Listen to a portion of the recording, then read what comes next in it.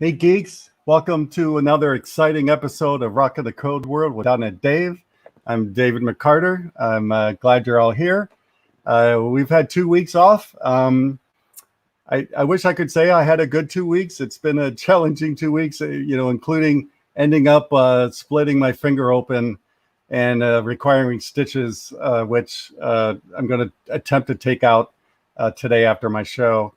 But the biggest problem with that to me is I haven't been able to play guitar in 2 weeks, so that really sucks. And I was trying to think about how to explain that. It's those of you who are avid runners or exercise, just imagine if you didn't run for 2 weeks, just how crappy you would feel. It's kind of the way I feel right now. So, but anyway, we have an exciting show today. We have Jerome Laban. He's a CTO at the Uno Platform, so get your questions ready. I'm excited to chat with him. It'll be the first time I've been able to chat with him, and he's also a fellow MVP. And also, what was I going to say about Jerome? Oh, yeah, he was supposed to be on like a month or so ago, but I was ill, and so he's back on now. So I'm glad he was able to make some time to get back on the show because I've been really excited to talk to him and learn more about the Uno platform. So this is show number 36. This is September 11th. And, I just want to take a moment for, everybody just kind of, stop and think about what happened, 20 years ago today here in the United States. And, I still remember, exactly what I was doing that day when I woke up. The first plane, I think it already hit one of the towers, and the second one was about to hit. And I was basically glued to the TV for 2 straight days because I just could not believe what was happening. And so I actually have always thought today should be a holiday, but I'm not sure if that's ever going to happen if we haven't done it in 20 years. So anyway, I hope you all will just take a minute, no matter where you are in the world, to think about, what happened on that day and how we all need to, kind of come together and fight terrorism because it's here to stay, at least for my lifetime, and we all have to be concerned about it. I'm a little concerned today because, my son is flying back to Texas today, so I'm a little bit worried that he might have issues getting back. And hopefully he's just going to have a longer wait line in the TSA, but I'm just crossing my fingers. Nothing happens in America today because there have been warnings that something might. So anyway, I don't want to bring down the show, but just think about today and take a few moments and think about where you were that day if you were around. I might have some younger viewers that might have not even have been alive when this happened, or just a toddler. So what else I was going to say about 9/11? I think that's enough. So anyway,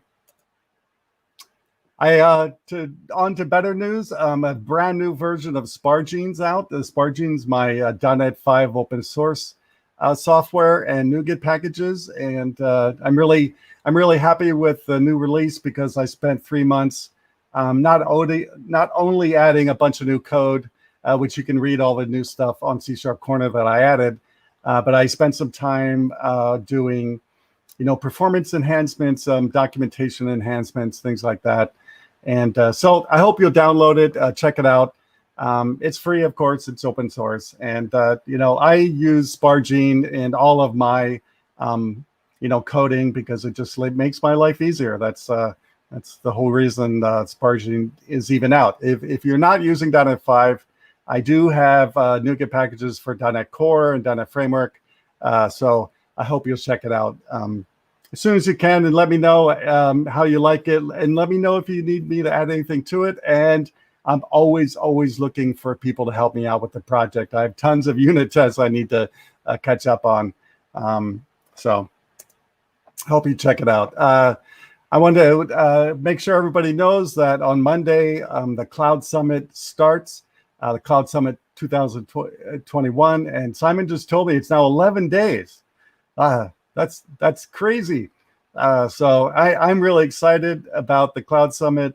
I hope you are too. I hope you've registered. The last number I heard, there was over 50,000 people registered for the summit.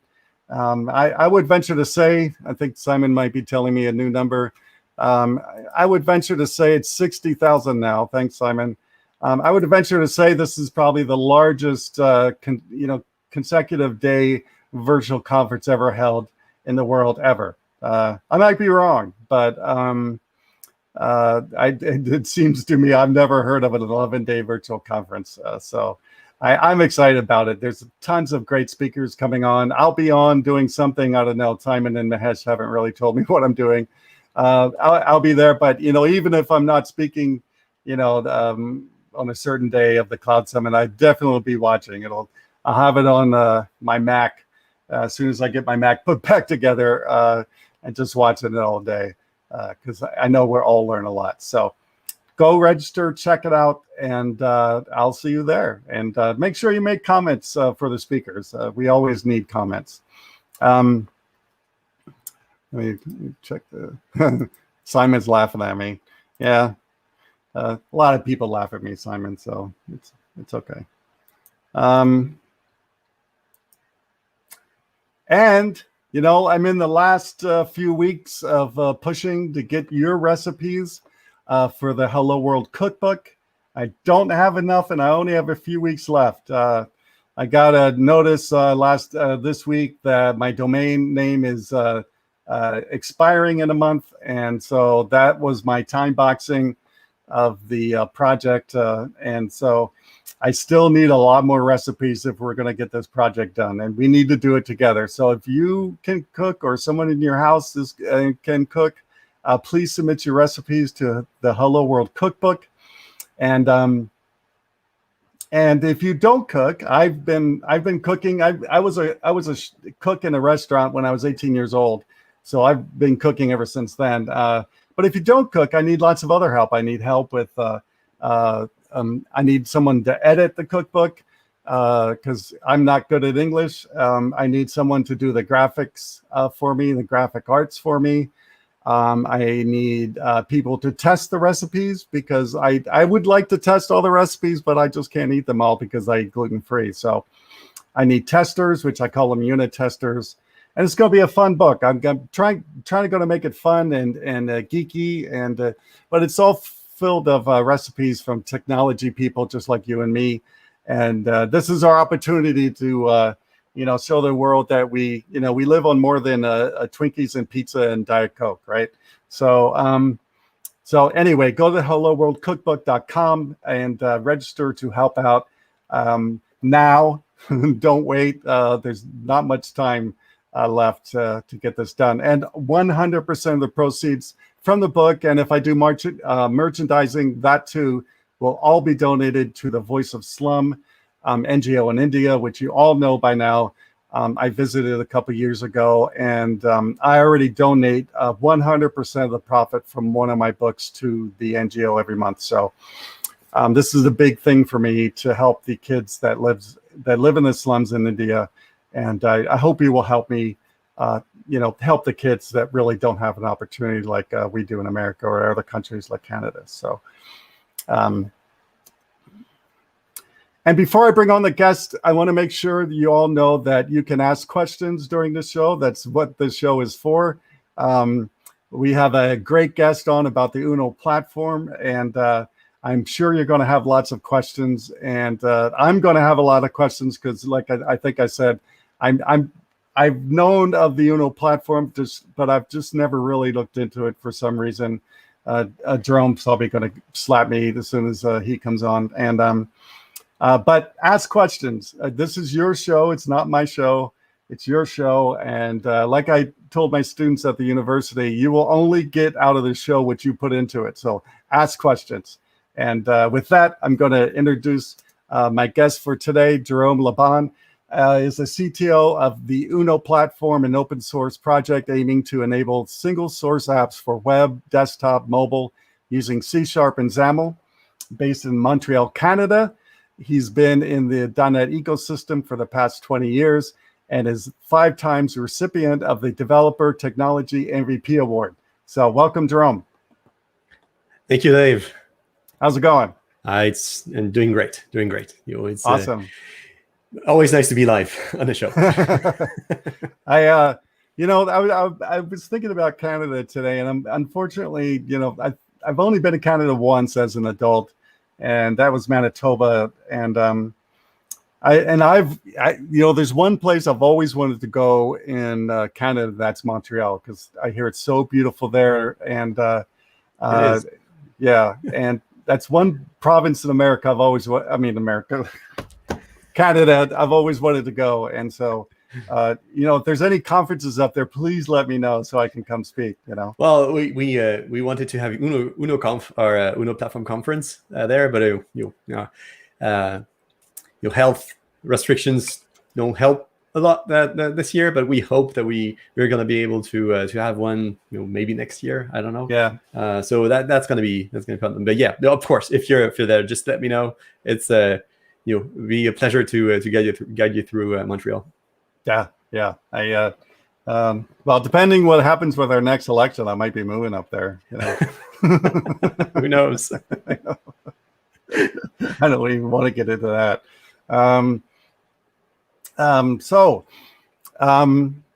So tell us, give us while we're waiting for questions. Hi everybody who's said hi so far, and don't forget to ask questions. Put them in the chat, and we'll get them. They take a minute or two to show up, but we'll get the questions. So just tell us, the brief overview of just exactly what the Uno platform is. Of course. So Uno Platform is about developing on all platforms available, pretty much, using XAML and C#. So when we're talking XAML and C#, so the C#, there's nothing different. But XAML is the WinUI XAML, so what Microsoft has been pushing since, let's say, Windows 8. Long time. It's a long time. So it's the one that's been developed since then, and it's about making sure that developers that want to develop cross-platform applications can reuse their skills across platforms. So when we're talking cross-platform, talking iOS, Android, Mac OS, Catalyst, the new kid on the block with .NET 6, WebAssembly, Tizen, and Linux. So with IoT and all things like that. So across the board in terms of getting there, and the ability to get that code reused. So with the UI stuff, so let's say if you've been doing some WPF or WinUI, about stack panels, grids, and text blocks and things like that, you get your XAML written, and then it works across platform. But also parts of the non-UI API, so what is called Winrt. So we're not talking about UWP. That term is kind of misleading in many ways. So we're talking about Winrt, which is kind of the newer version of Win32. And in that API, there's lots of things like getting access to devices or file system, file open pickers, file save pickers, share contracts, and things like that we can provide access to on other platforms. So it gives you, kind of an ability to get your code written once, and when we've provided the code for cross-platform APIs, then you can reuse that on all platforms. So that's the baseline, and the base idea of the Uno platform. And of course, it's open source and free to use. So that's the biggest part. Oh, free to use. Yeah. Yes. Cool. That was my next question, because I know people are going to start asking that.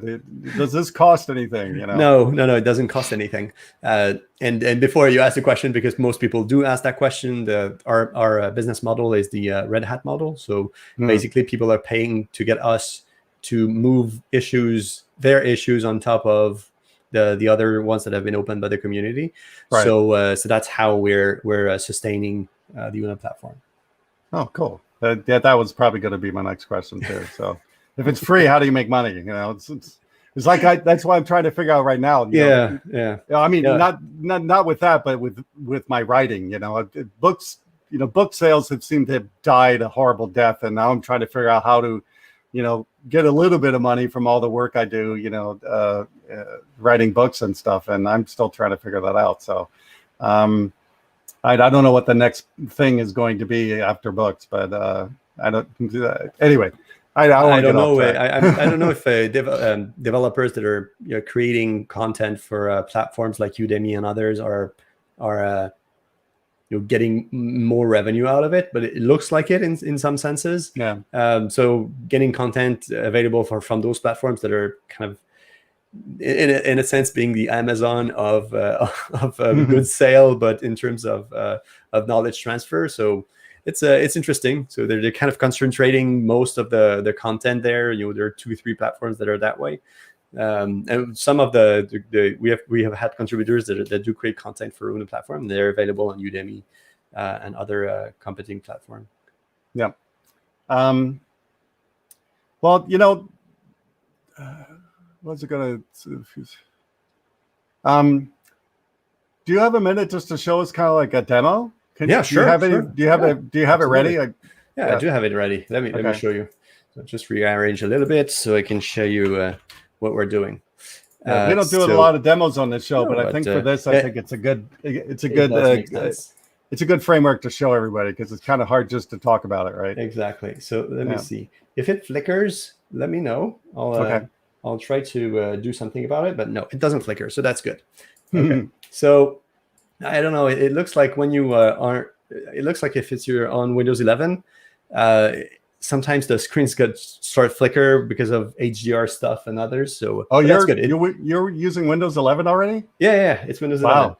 Well, what I'm seeing, what you're seeing is actually a remote desktop onto another machine, but it's the stream is on Windows 11. It runs pretty well. I'm actually surprised. It's very nice. Aside from the things with the CPUs and the limitations like that, but that's another probably another discussion. Someone told me that advertising is being built into Windows 11. I don't know if that's true, but I hope it's not. I haven't, to be honest, I haven't seen anything like that for now. But who knows? Maybe they're going to change something when it comes up to the end. But that's no. It's for me that it hasn't happened. Yeah. Well, maybe they're not there. Maybe they're not putting that in the beta yet. So yeah, who knows? Yeah, we'll see. So Uno Platform is pretty much the. If you look at something like this, it happens to be a solution that was created by our extension. So there's an extension that's called Uno Platform in the extension manager. So you can install this and search for Uno Platform. So you get to this. You get 2 templates, one that creates control libraries, and the other one creates something that looks like this. So you have a set of projects like Android, iOS, macOS, Skia for Linux, and Windows 7, because we've had requests for Windows 7, believe it or not. Really? Believe it or not. Wow. Yeah. That's so that's quite interesting. Then we get UWP for that context. So it's bringing that application to UWP, but we also have WinUI and then WebAssembly. So I'm going to make the demos on WebAssembly because that's the flashy one in a sense. It works for other platforms, but it's going to be the easy one. So what we do is basically we have the share project that contains all the application pages and content. So you get the code behind is there. So there's a few data that filled up for the some of the demos that I make. And then when you start your application, you get something that looks like this. So the application, you have a grid stack panel, a number box. A number box is a control that comes from Microsoft. So a lot of the things that we do in Uno is about using the ecosystem that already exists. We're not trying to reinvent the wheel. So that means that control specifically is something that was developed by Microsoft that we ported over to Uno, because Uno exposes the APIs from WinUI, and that control uses WinUI. So that means that we can take it, port it over to Uno, and it works the same. So that's the idea. So same thing for the info bar control. So that control is doing something like this. So you can do changing the numbers there. You can even do some things like expressions. The expression parser has been developed by Microsoft. We haven't done anything there. We're doing everything that's under, to get that running. Same thing for the info bar. So you can close that info bar and things like that. So that's one of the interesting things about the Uno platform. So now the interesting here is that it's a WebAssembly application. So it's running inside of the browser. You don't have anything. Once the application is launched, it doesn't do anything from the outside. It doesn't connect to anything else. If you're typing something inside, your data is private. It doesn't go anywhere. So that's one of the good things about WebAssembly. And then once we're there, we can do all the things like for instance, using for instance, a calendar date picker. So that's one of the good controls that you do things like that. So when you want to select the date, there's kind of controls that there was a joke back in the Civilite time where if you don't have a control, if you don't have a date picker control inside of your framework, then it's not available for developers to use. I mean, it's not good enough. So, and there, I think if I remember TeamViewer correctly, I think gradients was also something like that. So we do have gradients as well.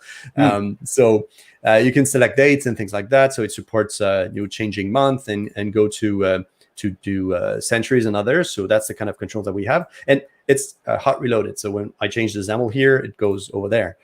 Same thing. We also have controls like so that control was ported by it's a control from Microsoft. Yeah, we haven't done anything there. I mean, we adjusted it a little bit so that it fits with Uno because it's a huge control. I don't even know how much they spent developing that control. There's so many things in there with regards to all the cultures that need to be supported. I know. Yeah. It's making one. I don't want to. It's to be plain and simple. It's extremely complicated. Well, Well, let me ask this, because this has just been my pet peeve about date picker controls. The few times I've needed one, I've also needed one that included the time zone. Interesting. And I've yet to find like a third-party control that like has a time picker or something like that, includes the time zone. And I've complained to some of the third-party companies. I don't know if they've listened to me, but so I don't think Microsoft creates one. They don't. They don't. Yeah. If we look at the date calculation there, so you have selections for date. So you can see that the control is that's the Windows calculator. So you can see that it does the same thing. But it's not available as is to select it. I think there's a different. So there's time, but in time they always select their local time, so there's nothing for that. But that's an interesting thing. Maybe open an issue in the WinUI repository. Maybe they'll listen. Well, I just don't, especially these days, with global everything. I just don't know when you pick a time, there's not the time zone there too. That's fair. That's fair. Yeah.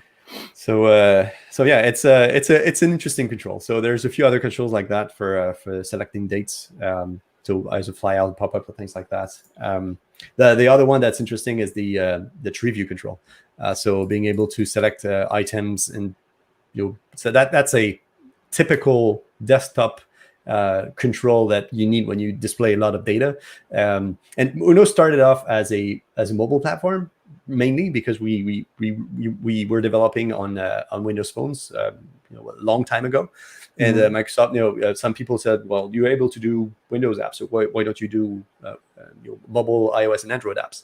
And that's why a lot of the features that were implemented in Uno originally were not desktop oriented. But then when WebAssembly appeared, then you get the full screen to deal with. And then all the things like tree views, data grid, and things like that just come back to you and said, I can't use your framework if you don't have that. It's not right. So I'm sure we don't have any questions yet, but I'm sure people might ask, hold on, Simon saying something to me? You're hosting the first day of Cloud Summit. Oh, Simon tells me I'm hosting on the first day of Cloud Summit. I didn't know. So, Nice. Sorry, I took a minute to look over there. Thanks, Simon. Thanks for the heads up for that. Now I forget what I was going to say. Go ahead. Yeah, no worries. Another one that we have is the tab control. That one is used by Microsoft with his own control. That's another control that comes from Microsoft directly that we've ported over. It's used by the new terminal application, so that's pretty cool. And the last one I want to show you, and it's kind of the big one, and that one comes from Silverlight. It's the data grid. So I need to restart the application for this one because it uses Xbind. And that's something that we actually going to get fixed in .NET 6 because there's a new C# hard reload stuff. That one's going to be nice. And there you go. That's the data grid running. Wow. So and so that one is actually the Silverlight data grid that was open sourced by Microsoft a while back. So that control is also extremely complicated. It supports grouping, kind of resizing, expanding details and things like that. So it's a pretty complex control. and it works on WebAssembly and the other platforms as well. So now can you switch and show this exact same thing in like a Windows app? Sure. So I think the Windows app works. If that demo was built for Windows, let me check. We'll see if that doesn't work. I'll add the missing. I just want people to see, like, the two different things that basically look exactly the same, right? So there you go. Yeah. So that's the Windows application running, and does that have hot reload too? So yes, well that one is coming from Microsoft, so it probably doesn't do. I think there's an X bind, so I don't think it does that. Yeah. But let's say if we go back to, for instance, let's say tab view, for instance. Let's go back for this one, and we launch the application using the debugger. Then we're gonna get the application running, and it's gonna update automatically. Same thing with Windows. So that one is what the Microsoft team has been working on for quite a while. And when you change, let's say, that document from document, there you go. Then it updated here and updated here as well. So it's too small. yeah. But it changed. So actually, there's probably an issue there. It probably didn't pick up the last one. But anyway, so the idea is that the code is pretty much the same when you're building this. Oh, it's probably some kind of a resizing issue there. But anyways, yeah. So that's the kind of things that you get. You get the hot reload stuff, and that scenario is going to improve quite a bit when going to .NET 6. .NET 6, yeah. Pretty excited to see what's going to be there with the small fire icon that appears next to here when you're running in Visual Studio 2022. So would you say, I would say someone would ask this too, would you say that you're a direct competition with Xamarin or Maui? It's actually Flutter. Huh? It's Flutter. Because are you a direct competition to? We're considering our direct competitor to be Flutter. It's not we're not competing with Microsoft frameworks or anything like that, because we're our goal is to get developers to go to C# and others. So that's the main idea. Now with similarities for sure, Xamarin Forms and Maui, there are lots of similarities. The big difference there is that we're not inventing a new ecosystem. So we're not creating anything new. If you have an application that runs already with, let's say WinUI or WPF for that matter, so it's pretty close. The controls are going to be the same, and the community toolkit controls work as well. So if you find anything that doesn't work, let us know, because the community toolkit is so large that there are many things that don't work. But that's the base of the idea. And the other one is, we support WebAssembly. So it's the actual XAML code that runs in WebAssembly. It's not a different language. So with Maui, you're going to get to Blazor likely. So it's going to be and it's not really Maui in the web. It's the application, the Maui application being a shell, and then that runs a web view that contains Blazor code. So that's the that's a bit different. So that's the main difference that we have in terms of the rest. But for in terms of specifics, but for the rest, I mean, we're using .NET. We're using Visual Studio. We're everything that goes into the packaging of let's say native, all the non-Xamarin Forms or non-Maui stuff, like packaging and debuggers and publishing to the store, things like that. Everything's the same. So there's that, and for WebAssembly, it's even more different. There's nothing Xamarin in it. It's just plain .NET. We're actually already on .NET 7 for WebAssembly, because the latest master for .NET is already .NET 7. So So Simon's got a question. I'm glad someone's asking questions. How did you come up with the name Uno? One platform, so one code, one code for our platform. So that's the idea. Yeah. After it came out of my mouth, I go, "Oh, I know what it means."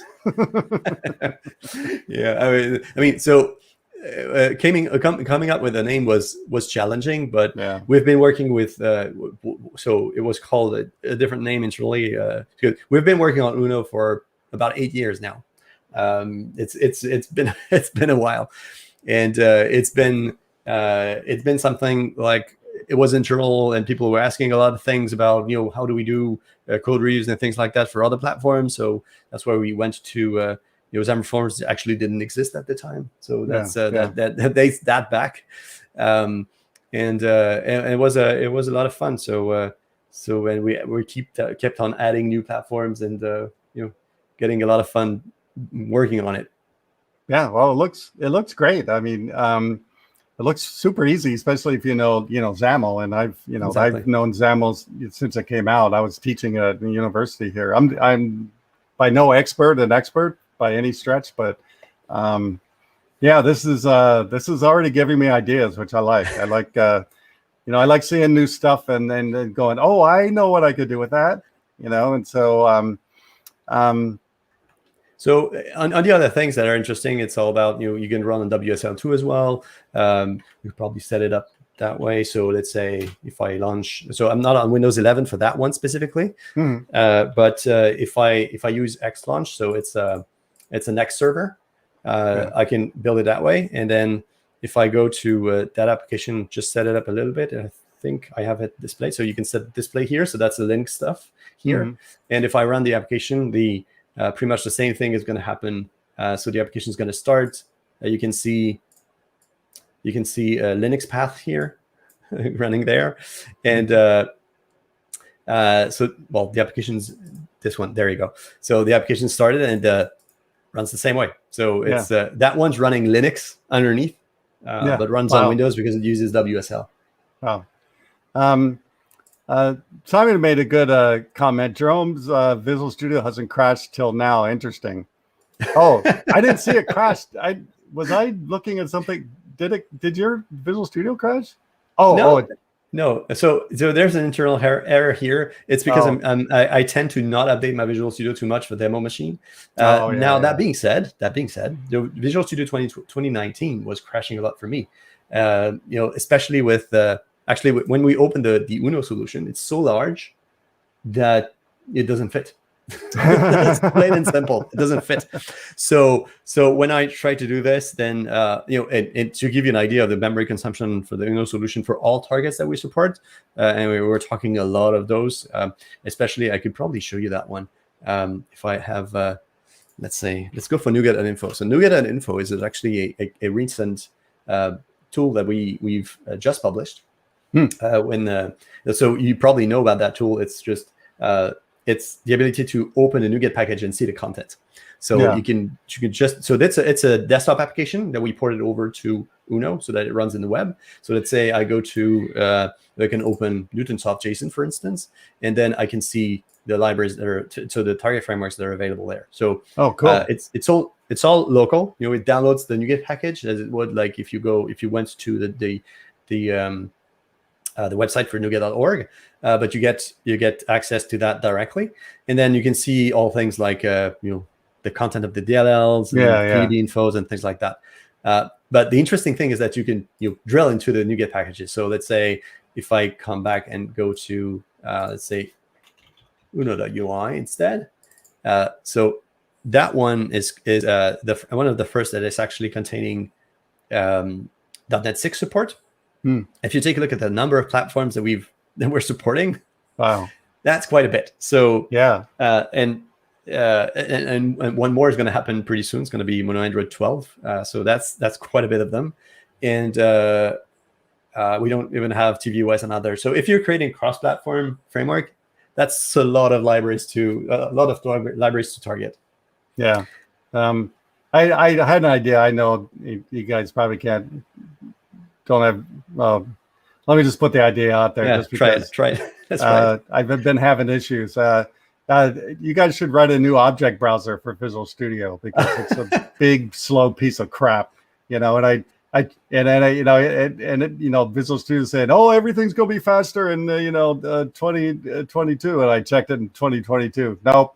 They didn't do any work on object browser. No, on that one. That one hasn't changed. I think Visual Studio 6 or something. Yeah.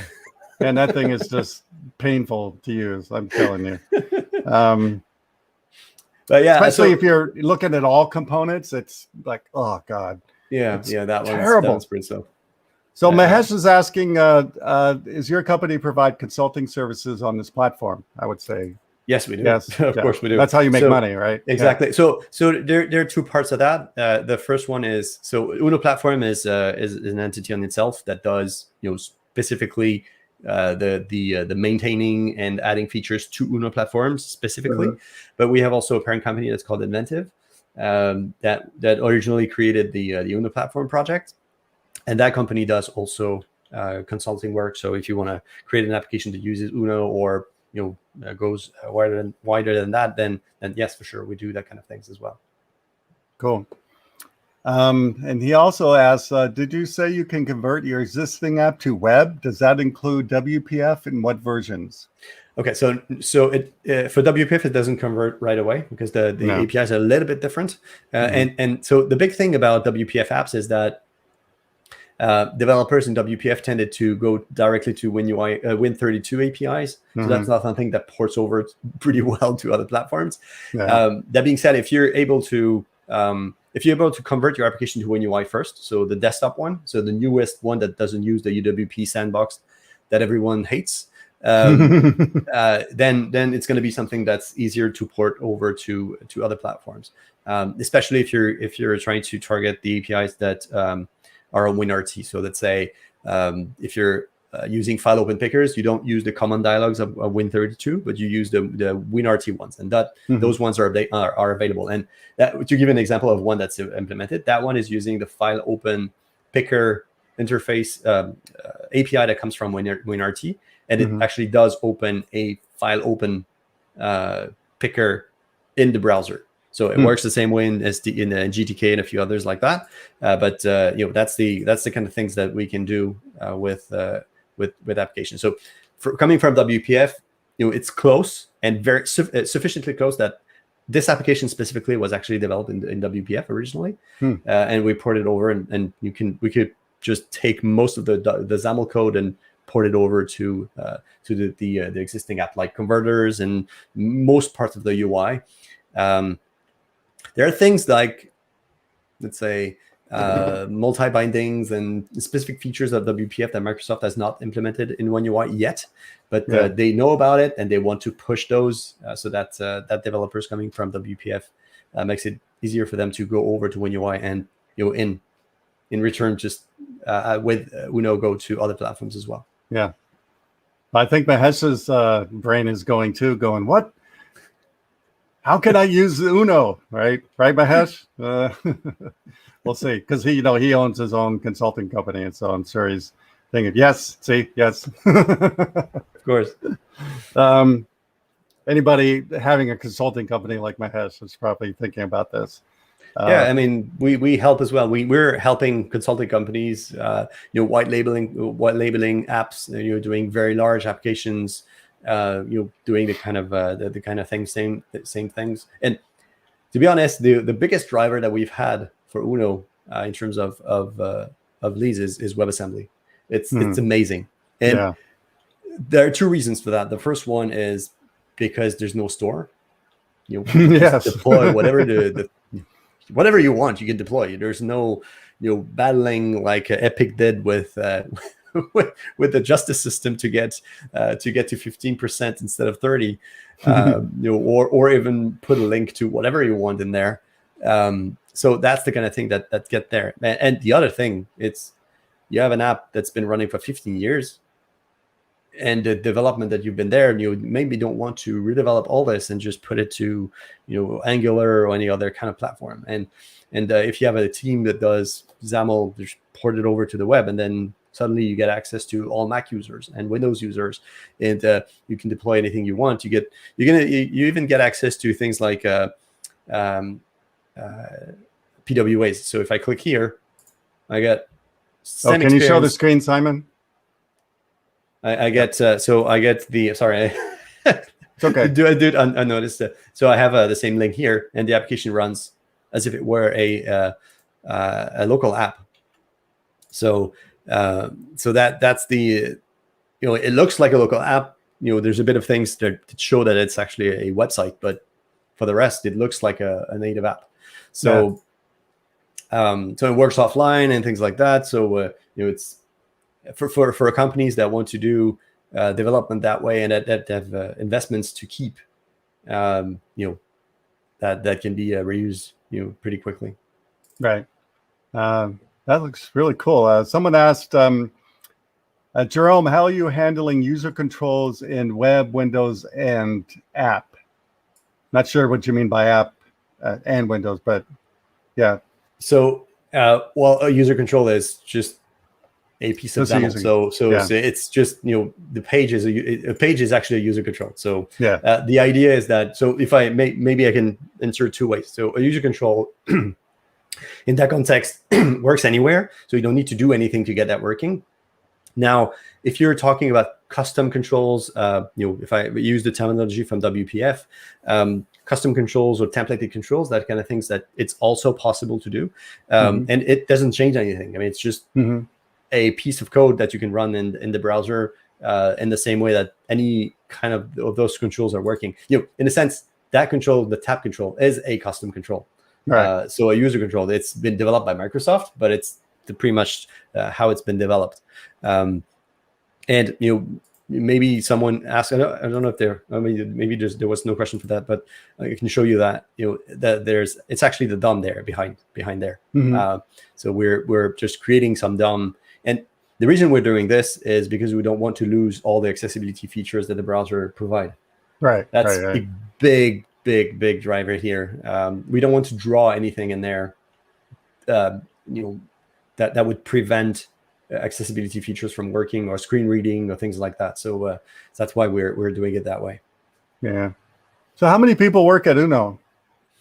It fluctuates, but it's it can be between 10 to 20 depending on the time and people asking. It can be more depending on if a lot of people are coming up. The team can go up. But you can see the activity directly on the Uno repository. So there's a lot of people contributing. There are actually a lot of external contributors that are using Uno and adding stuff. So that's pretty nice. That's cool. Come on, people. We got only a few minutes left. Ask good questions. This is like great stuff. I can't, I wish I didn't have to reinstall every freaking program on my machine because I had to restore Windows last night. Thanks to OneDrive totally hosing my system. So after I get my machine back, which is probably going to take the whole dang weekend, I can't wait to try some of this stuff out. I can actually show you something. You just miss your machine working when it doesn't. That's for sure. You go, oh my gosh, where's all my links? Where's all my? I agree. It forgot all my passwords. What's my password for? Gmail. Oh man.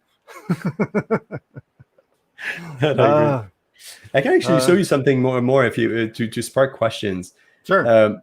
So that app is actually one I call it a tech soup because it does a lot of stuff. So it's an app that contains a SQLite database in memory.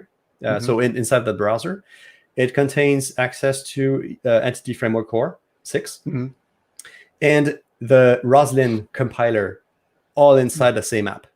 Wow. So, and of course, this editor is Monaco. So you get a Monaco editor and you got the whole thing. So it's kind of a very, very, very rough kind of code IDE in a sense. So if I click here, what that does is that completely locally, it compiles this code and then executes it directly, and you can see the result here. So if I add something here and I execute that, then I'm gonna get some new content happening here, and it's all local. So the amazing thing here, aside from not being particularly useful in a in a standard app in a sense, is that the C# compiler runs in the browser completely locally. That's amazing. Well, I've been wanting to start an app, do an app / website that basically utilizes some of the stuff that I built in Spargene. Just like creating encrypted passwords and creating big dumps of fake data and stuff like that. And because of issues I've had with WinForms and waiting for Maui to come out, I haven't really ported my current app, and I've been looking at something to, do something a little more cross-platform, because I kind of at least wanted to work on at least the Mac too, because a lot of people use the Mac to develop .NET. So I think I'm beginning to know what my first project's going to be with Uno. Because I actually started a website to expose some of this stuff that's in Spargene, but now I think I'm going to give up on that and just use Uno.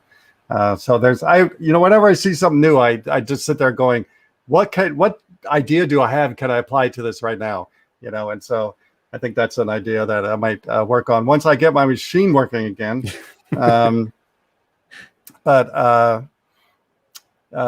Yeah, so I think that's what I'm going to do, just to get my feet wet, because it's not a huge project. It's not going to take me forever to do, and it's pretty easy to do, and everything's wrapped up in my Spargene project anyway. So and that's all done at 5. The Spargene's all done at 5. Yeah. Good. So it's mostly WinForms. Is that what you're saying? No, Spargene's just DLLs. It's a DLL. Okay. Yeah, there's just a bunch of. Yeah. If it's a net5 and net standard library, it just can run. Yeah, they're just libraries. Yeah. Spargene's just libraries. Spargene basically is all the common code I've been writing since .NET 2. I see. So it's been through. Spargene is like its 4th iteration /name. But yeah, I started the project in 2002. I'm 2002 in .NET 2. And so. First it was on Codeplex, and back in the Codeplex days, if anybody remembers those days. Oh yeah. Yeah, and I've been thinking of more ways to kind of promote Spargene, and doing this app that basically takes advantage of a lot of code I've written since .NET 2. Is a good way for me at least, to kind of promote Spargene and get more people using it. Because Spargene's kind of newer, I don't have near as many downloads as I have for the .NET Core version of it.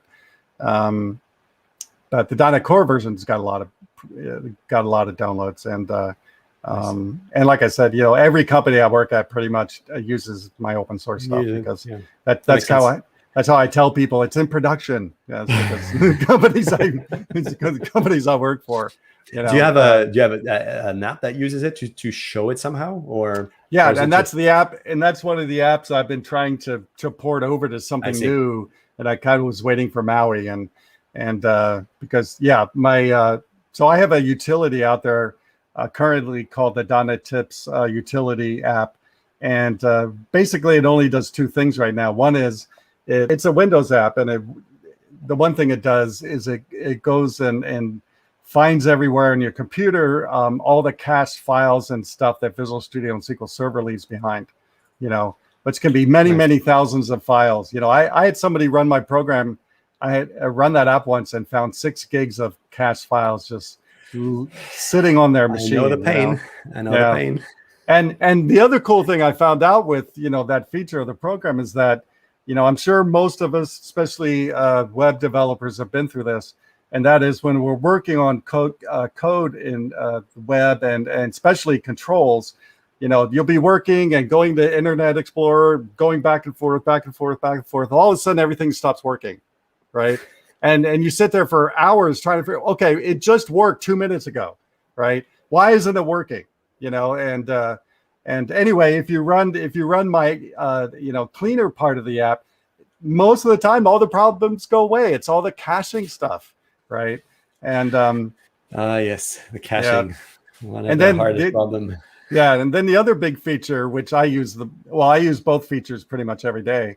The other feature I use every day is that it automatically scans all of your drives for source code and backs it up really quick for you. It can copy like 2,000 files a second. Of course, depending on the size of the files, right? And the reason I wrote that part, and I wrote that in 2016 because I needed something to do when I had a broken leg for 6 months, and so and half of the code I wrote while I was on Percocet, so I had to go back and rewrite some things. But never code on heavy pain medications, people. But anyway, what it automatically scans your computer for source code and automatically backs it up, and by default it backs up to OneDrive, and so you just press a button, it just does it for you. You don't have to worry about it. And I know the first thing people are going to say, well, why don't you just use GitHub or something like that? And the reason is because of source. The reason I wrote that part of the program is because of source control, because I've yet to use a source control program that hasn't blown away my code, right? Every source control program I've used since I'm a developer blows away my code somehow. And I don't like losing code, even if it's just an hour or so. So I implemented a turbo mode, which only backs up the change files, so you can do that. My daily turbo mode takes like 30 seconds to do, right? And so my thing is, at the end of every day, I at least do a turbo mode backup, and then before I do anything with source control, I do a backup, right? Just because I've lost so much code with source control programs. Yeah. And so anyway, I don't want to talk about that program all the time, but and with that, we're running out of time. So it was fun. Someone said thank you. That's good. And I hope everybody liked the showing the Uno platform. If you want me to have Jerome come back, let me know. I can always invite him back. And if you ever want to come back, Jerome, you can always come back on the show. Of course. But we kind of have to wrap it up because my new code rules is 8 minutes, and Simon's going to kill me if I go over, because it's like 11:30 in India, right? And he wants to go to bed.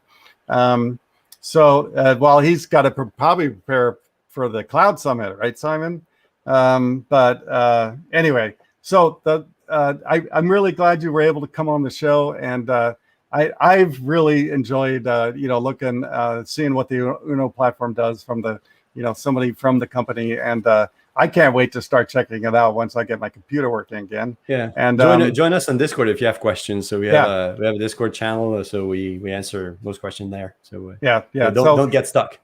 The last two questions I asked all my guests, do you have anything to plug? I think we already did that. The whole show is plugging Uno. So the last question for you before I have to let you go is, what do you do for fun besides coding? Well, my kids, but that's playing with kids and others, and that's also nice. Photography, and taking lots of pictures. He's been doing this. It's kind of a way to kind of evacuate the mind with all the code that's been running there. So that's a lot of things that I do. It's always a lot of fun, photography. Great. I'll try to remember to send you. I'm an award-winning photographer, so I'll try to send you a link to my online photo gallery. And that's something most of my photography is for rock bands and big recording acts that come into town and ask me to do photos of their show and stuff. And I can't wait. I haven't done that for almost 2 years now, and I'm really going through withdrawal. And it sucks. I can't wait to get back to a concert. I've not been to a concert in almost 2 years, and it's killing me. Yeah. I'm sure it's been a pain, but it'll get better. Let's hope so. Well, if everybody takes the dang vaccine, then we could go back to concerts. Yeah. But I don't know. Americans are. Never mind. Okay, I'm not going to get into that.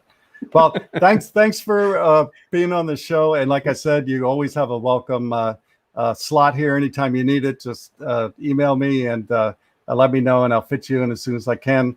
And I can't wait to see what's coming next from the Uno platform. And I can't wait to check it out. I'm excited. Thanks very much for having me. All right, thank you. That was a great talk with Jerome. As usual, all my talks go way too fast. Talking to my guests, I kind of wish the show was longer. But like I said, Simon's got to get to bed, and I do everything I can to make Simon happy. So, got a couple more things before new code rules.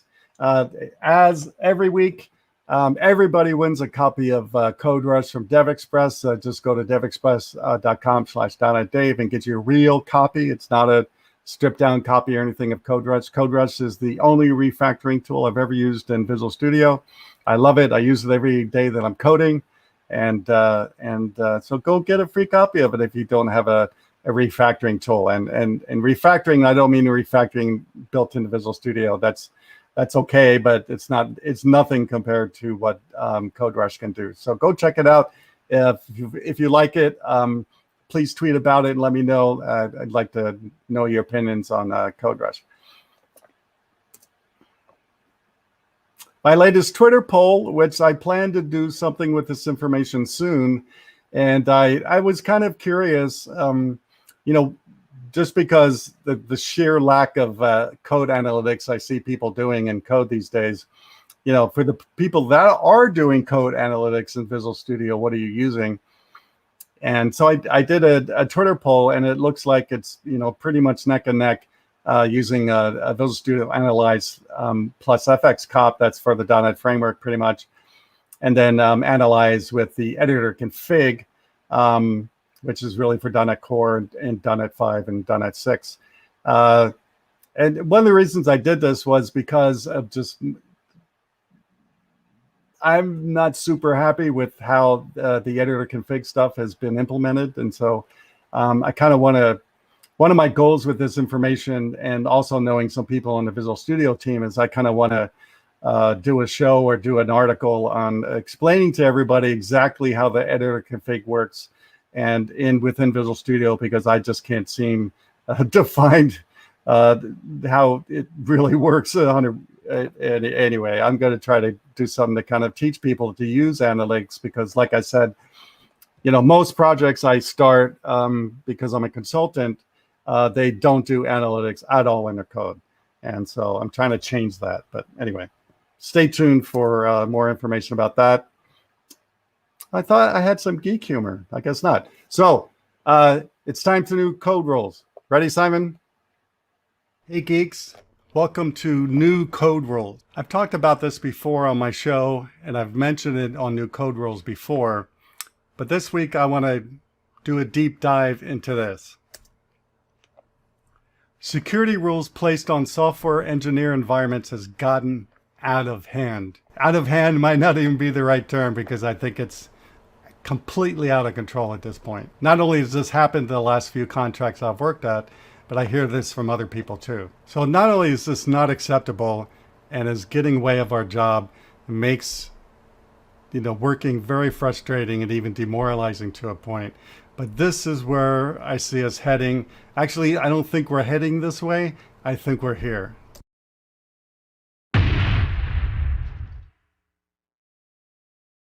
And so I want to talk about this. I want to bring it up. I hope you like this new code rules. I hope you show it to your managers, or secretly show it to your managers, or maybe the next time there's a company meeting, sneak this video in.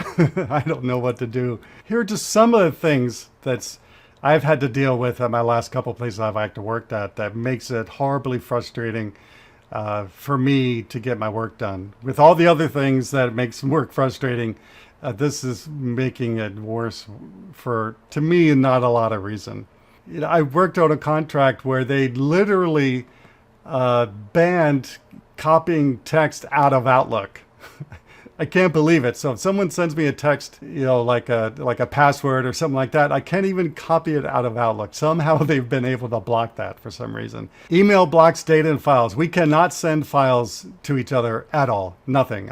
I tried for half a day one day recently, and I could not get it to work. I've tried everything I could. They block OneDrive. They block even doing this on GitHub. Most apps I use won't work unless I start them as admin. And so I'm having to train myself to remember, I have to start this as admin. I have to start this as admin. I have to start this as admin. Yes, there are some places where I can set that up, but other places, like for shortcuts, I can't do that. So I try to get something done. I get a bunch of errors in the program. I go, I didn't start as admin. I have to get out, start as admin, come back in. It's a nightmare trying to share files, especially outside the domain. Yeah, I kind of talked about that with the emails. I can't even copy files in and out of remote desktop because they've blocked that too. A lot of the meetings they have are recorded, but at one contract, it's almost impossible to even share those recordings because of all the security rules. Maybe there's a way to do it, but no one seems to know how to do it out of 17 people in my team. And of course, we can only, access anything at the company through a VPN, which makes it difficult in some cases to get things done. Yeah, I've never run into this before. The company blocks Google along with other sites like Stack Overflow. And what I mean by block Google is like if I go to Google to search for something, I can't do it. I have to use Bing, which is not a bad thing, but I'm kind of used to using Google, and I can't do it at this contract. Remote desktop just stops working and requires a reboot. I don't know what's going on. I don't know if it's because of the VPN they make me use. Multiple times throughout the day, remote desktop just stops working. Sometimes I come back to my laptop and remote desktop is gone.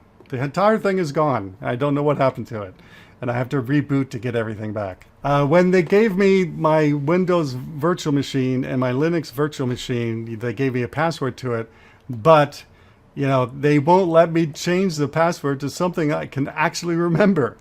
I've been working at one contract for 5 weeks and I still have not memorized the weird combination of password they gave me to get into my Windows box. I can't even install Visual Studio extensions. What the hell? Yeah, what the hell? I can't install Visual Studio extensions. Won't work. If I install a Visual Studio extension that has a normal install like CodeRush from DevExpress, that works. But if I go through the extension manager in Visual Studio, I can't install anything. Two-form authentication via Duo just stops working. Not sending out messages, and I have to reboot to get it working again. I don't know what's going on with Duo. I've never used it before.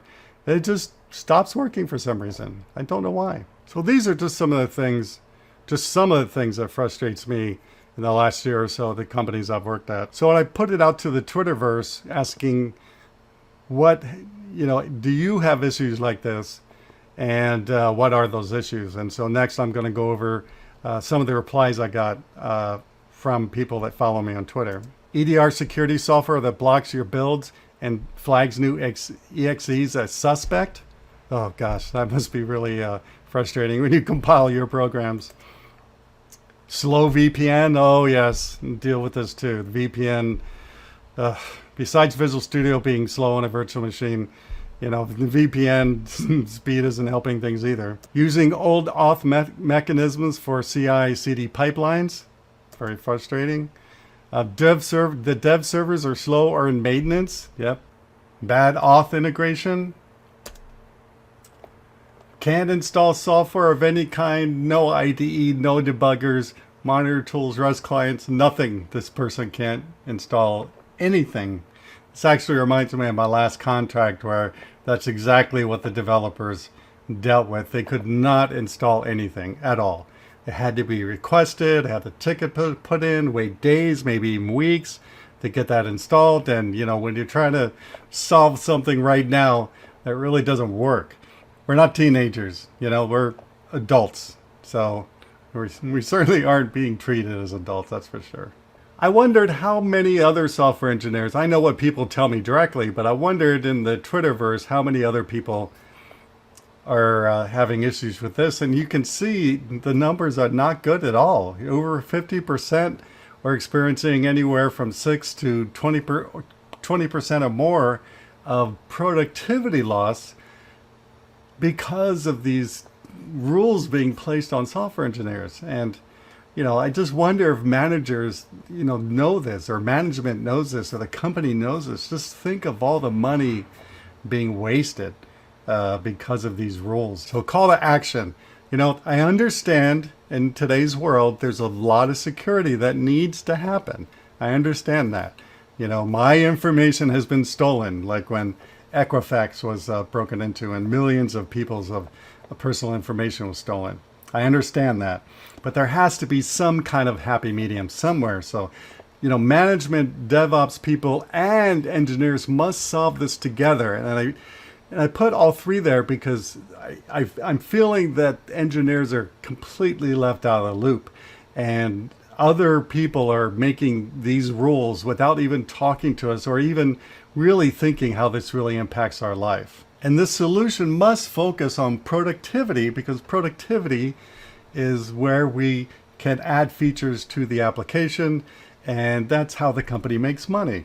And of course, security, that has to be part of this. That's why this is happening at all, right? Back when I started software engineering, we didn't have this amount of security. I mean, it was so much easier back then, and now it's like you have to be a full-time security person. And I'm not talking about a full-time security person on the application itself. The full-time security person just dealing with these rules that are placed on us. So that's new code rules for this week. Please let me know how you feel about this subject. Are you experiencing this at your job? Let me know. If you have experienced this at your job and you found a way to make it better, please let me know. I will share it with the world if you let me know that. Please email me at rockinthecodeworld@CSharpCorner.com, and I hope you'll watch the past episodes of New Code Rules by going to that URL right there. And with that, I'll see you next time on New Code Rules. All right, so there's new code rules for this this week. As you can tell, the security stuff has really been bothering me lately. Actually, it's been bothering me for years, and I'm sick of it. I like coding. I don't like dealing 20% of my time or more because of security rules. So anyway, if you have any ideas for new code rules you'd like me to talk about, please let me know. I'm more than happy to think about those ideas. I have some coming up soon that there's one that's going to come up pretty soon. It's going to be pretty controversial, but I'm working on that. That's going to take a while. But if you have any ideas, let me know. Hey, geeks, welcome to that's an old New Code Rules. So thanks, everybody, for watching the show this week. I'm really glad you're here. You've made me feel better. It's like I said, it's been a tough 2 weeks. And just doing this show improves my mood, I'm feeling. So there's not going to be a Rockin the Code World next week because of the Cloud Summit. So make sure you watch the Cloud Summit that starts Monday. And I have exciting guests lined up all through most of October. So I hope you'll come back and watch the guest, on the backside of the Cloud Summit. Please be safe and listen to your medical professionals about COVID-19. We're all still in this terrible pandemic. Right now in America, we're losing 1,500 people a day, which is completely unacceptable. So please do what your medical people tell you. Please go get the vaccine, or we're never going to get over this.